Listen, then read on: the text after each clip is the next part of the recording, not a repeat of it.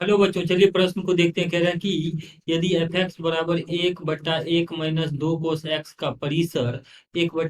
परिसर है, तो इसके लिए विकल्प दिया गया 1/3 से 1, विकल्प बी में -1 से 1/3, विकल्प सी में माइनस अनंत से -1, सम्मेलन 1/3 से अनंत, और डी में दिया गया -1/3 से 1। तो दिए गए प्रश्न के लिए हमारे पास जो मुख्य अवधारणा है, मुख्य अवधारणा यदि हम देखें तो कोसेक्स का जो परिसर होता है ये 1 और -1 के बीच में होता है, अर्थात कोसेक्स का मान 1 से कम तथा -1 से ज्यादा होता है, यानी कोसेक्स का जो परिसर है -1 से 1 के बीच में होता है। अब देखिए, जब कोसेक्स का परिसर -1 से 1 के बीच में है तो इसमें अगर हम दोनों ही तरफ -2 से गुना कर दें तो इनइक्वलिटी का यहाँ पे गुना कर देते हैं, तो -2 से गुना करने से 2 बड़ा होगा, यहाँ चिन्ह बदल जाएगा तो -2 cos x, और ये बड़ा होगा -2 से, तो इसको इस तरीके से लिख लेंगे -2 कम होगा -2 cos x, और ये इससे कम होगा। अब इसमें एक अगर हम जोड़ देते हैं तो एक जोड़ने से आ जाएगा 1 - 2, छोटा होगा 1 - 2 cos x, और पुनः ये यहाँ से छोटा होगा, एक जोड़ने से ये आ जाएगा 2 जोड़ 1 अर्थात 3, यानी -1 और 3 के बीच में आ जाएगा 1 - 2 गुना cos x वाले फलन का मान।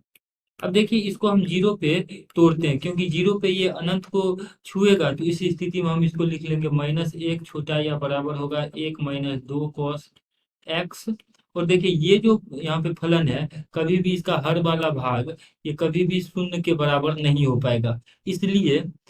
यहाँ पर अगर ये शून्य के बराबर होता तो ये पूरा फलन ही अपरिभाषित हो जाएगा, इसलिए हम शून्य पे इसको तोड़ते हैं तो ये शून्य धनात्मक से,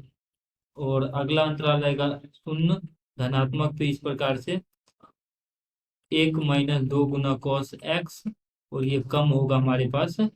ये लिखा गया है 2 से, 3 से, तो ये आ जाएगा 3। अब हम यहाँ पे विलोम ले सकते हैं, इसका उल्टा ले सकते हैं, तो ये आ जाएगा -1/1। अब ये विलोम लेने से चिन्ह बदल जाएगा,